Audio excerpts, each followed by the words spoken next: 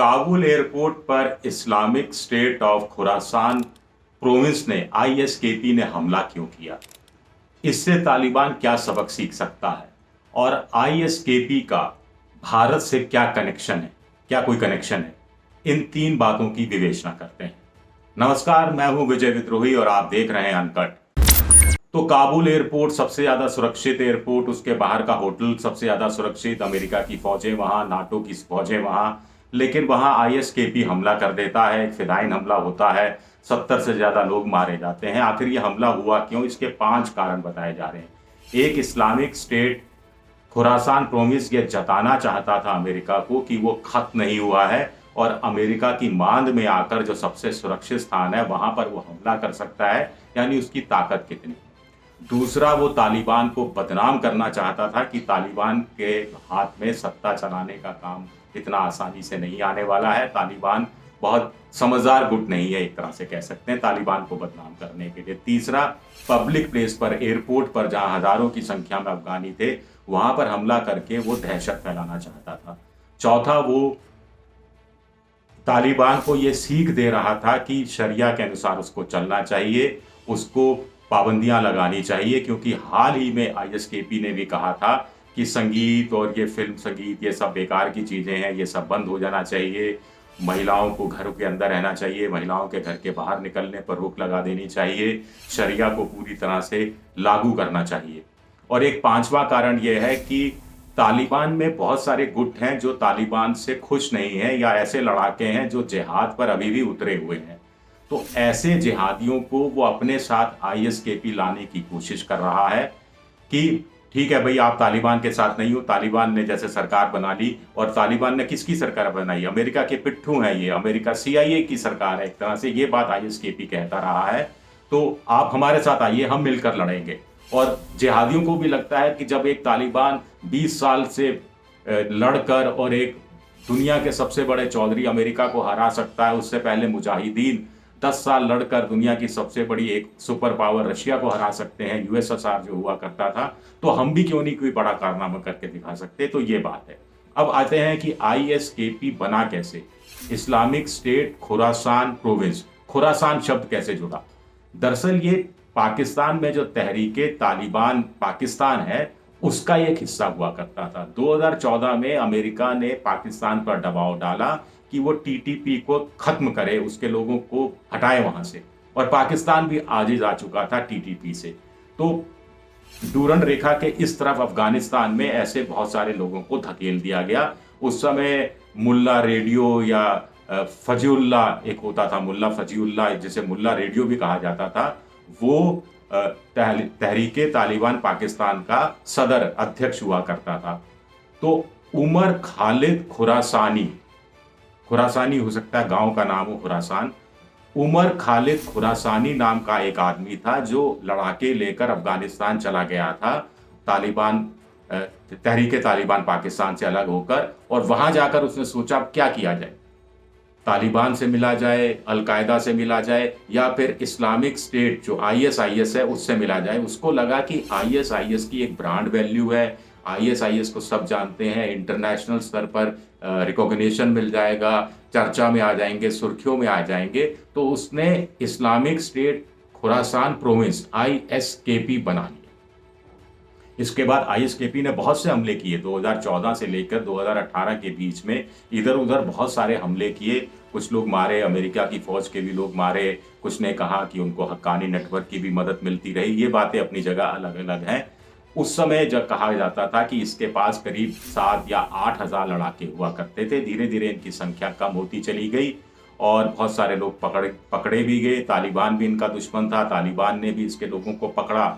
और ये भी कहा जाता है, ज़रूरी बात मैं आपको बता दूं, कि अब जब जेल से रिहा किए गए थे कैदी, जिसमें तालिबानी भी थे, अलकायदा के भी थे, उसमें आईएसकेपी के भी कैदी थे, लेकिन कुछ लोगों ने कहा है कि आईएसकेपी के कैदियों को तालिबान ने रिहा होने ही नहीं दिया, जेल में सबको मरवा दिया।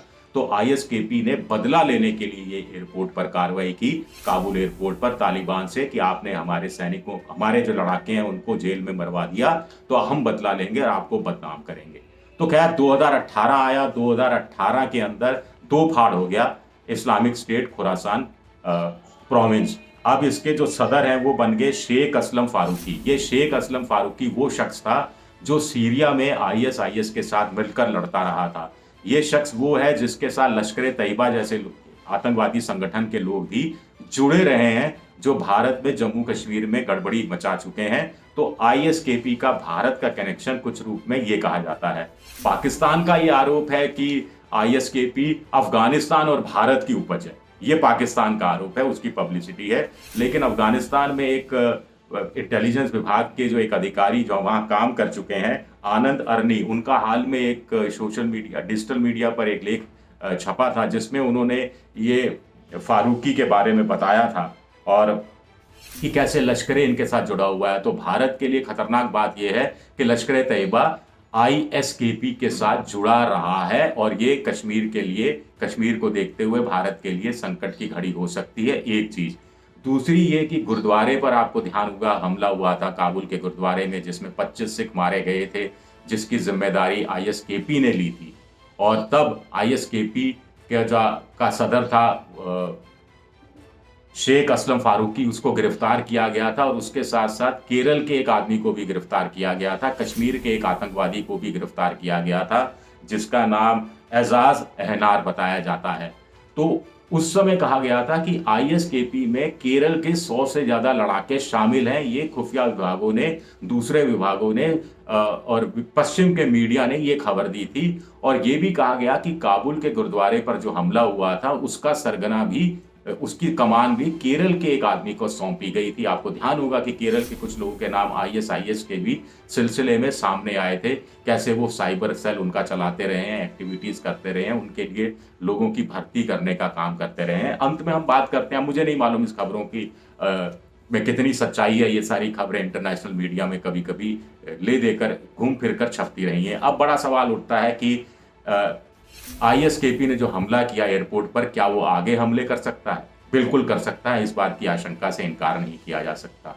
दूसरा, अब ये दबाव पड़ेगा तालिबान पर कि वो एक समावेशी, एक इंक्लूसिव सरकार बनाए, क्योंकि आईएसकेपी हमले कर सकता है, वो अपने आप को रीयूनाइट कर सकता है। पहले उसके 8000 लड़ाके थे, अब 1000-1500 लड़ाके रह गए हैं।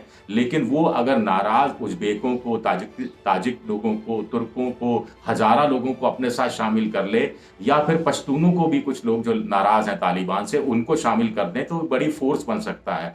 इसलिए तालिबान के लिए जरूरी है कि अपनी जो नई सरकार का गठन हो, इसमें इस तरह के लोग भी शामिल हो। तीसरा, ये आईएसकेपी दबाव डाल रहा है कि शरिया के अनुसार चले, लेकिन शरिया के अनुसार अगर सख्त नियम कायदे अपनाता है तालिबान, तो एक तो आईएसकेपी के आगे घुटने टेकना होगा, एक पूरी दुनिया के सामने उसको आर्थिक मदद, सामरिक मदद, रणनीतिक मदद नहीं मिल पाएगी। तो ऐसे में आईएसकेपी जैसे आतंकवादी, खतरनाक आतंकवादी संगठन का मुकाबला करना तालिबान के लिए और मुश्किल हो जाएगा। इसलिए अफगानिस्तान में तालिबान को चाहिए कि वो भारत, अमेरिका, यूरोपीय देशों की बात माने, कहीं कहीं थोड़ा सा लोकतंत्र रखे, थोड़ा सा मानवाधिकारों का सम्मान रखे, महिलाओं का सम्मान रखे, उनको नौकरी करने दे, हिजाब के साथ नौकरी बेशक करने दे, घर से बाहर निकलने दे और थोड़ी और सुविधाएं दे। हाल ही में तालिबान के एक प्रवक्ता ने कहा कि साहब, महिलाओं को कुछ समय तक के लिए घर में रहना चाहिए, क्योंकि हमारे जो लड़ाकों की एक जमात है, जो बी श्रेणी के लड़ाके हैं, ये महिलाओं का सम्मान करना नहीं जानते, इन्होंने महिलाओं की इज्जत करना भी सीखा भी नहीं है। तो क्या एक इशारा था ये कि हम आईएसकेपी को ठिकाने लगाते हैं, तब तक आप थोड़ा घरों में रहिए, और हमारे अंदर भी जो ऐसे अलगाववादी तत्व हैं जो शोर मचा रहे हैं, इनको भी हम थोड़ा शांत करते हैं, आप घर में रहिए।